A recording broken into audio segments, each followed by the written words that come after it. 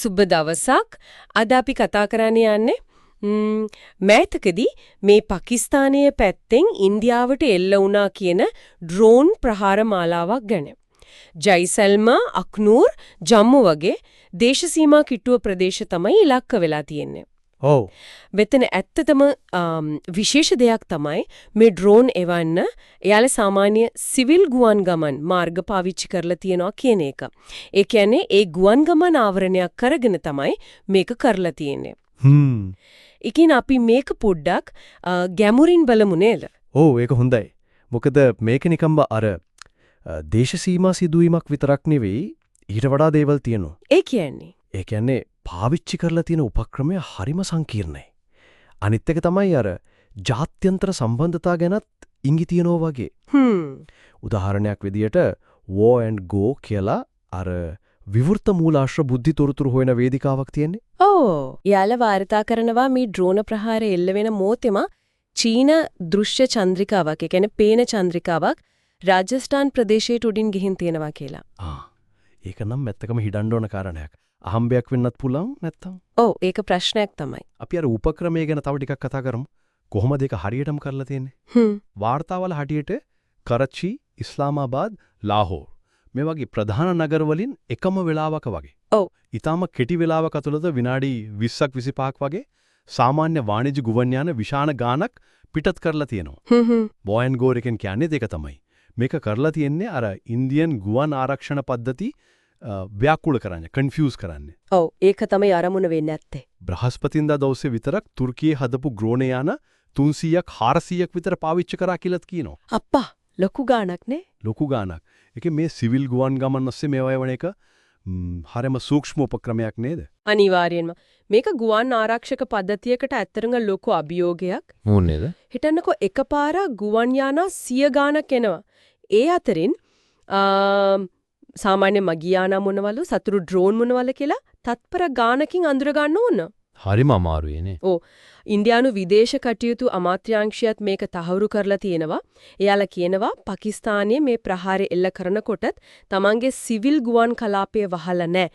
විවෘතව තියාගෙන ඉඳලා තියෙන්නේ කියලා. ඒ කියන්නේ තවත් අමාරු කරනවා අඳුර ගන්න එක. හරියටම හරි. ඒකෙන් වෙන්නේ අර අඳුර ගැනීමේ ක්‍රියාවලිය තවත් සංකීර්ණ වෙන එක.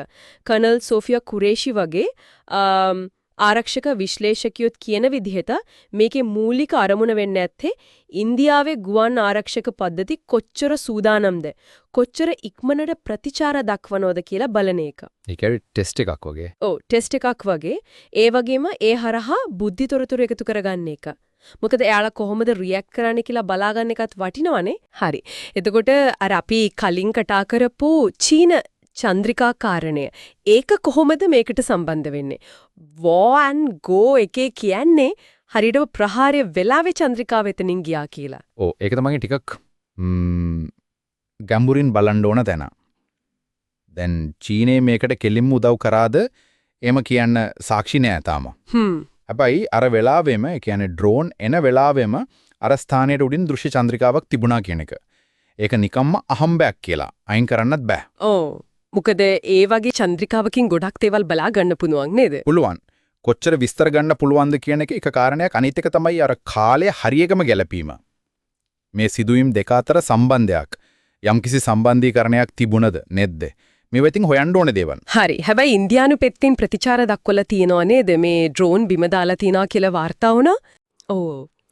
ඉන්දියානු සන්නද්ධ හමුදා මේ ඩ්‍රෝන සෑහෙන ප්‍රමාණයක් බිම දාලා තියෙනවා.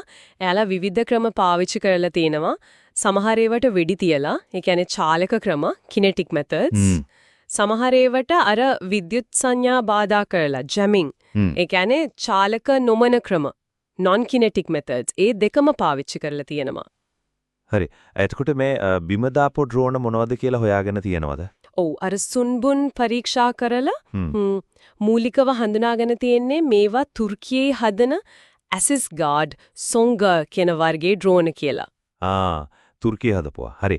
එතකොට මේ ඔක්කොම තොරතුරු ටික එකට ගත්තම අපිට පේන චිත්‍රය තමයි පාකිස්තානය බොහොම සැලසුම් කරලා ඔව් අර සිවිල් ගුවන් ගමන් ආවරණයක් විදිහට යොදාගෙන ලොකු ඩ්‍රෝන ප්‍රහාරයක් එල්ල කරලා තියෙනවා. ඒ වෙලාවෙම චීන චන්ද්‍රිකාවක් එතන ඉඳලා තියෙනවා. ඉන්දියාව ප්‍රතිචාර දක්වලා තියෙනවා. බොහෝ විට අරමුණු වෙන්නේ නැත්තේ ගුවන් ආරක්ෂාව පරීක්ෂා කරන එකයි, බුද්ධිතොරතුරු එකතු කරන එකයි වෙන්නේ නැති. ඔව් ඒක තමයි පෙන්න තියෙන තෙබහන අරමුණු. හැබැයි අපි මේක තව පොඩ්ඩක් පුළුල්ව බැලුවොත් මේ සිදුවීම් වලින් නූතන ගැටුම් වල ස්වභාවය ගැන අපිට ගොඩක් දේවල් කියනවා. ඒ කියන්නේ එකක් තමයි ඩ්‍රෝන තාක්ෂණය දැන් කොච්චර සාමාන්‍ය දෙයක් වෙලාද කියන එක. දෙවැනි එක අර සිවිල් යටිතල පහසුකම්. මේ උදාහරණයේදී ගුවන් මාර්ග. ඔව්. සහ හමුදාමය කටයුතු අතර තියෙන සීමාව කොච්චර ලේසියෙන් බොඳ වෙලා යනවද කියන එක. ඒක ඇත්ත.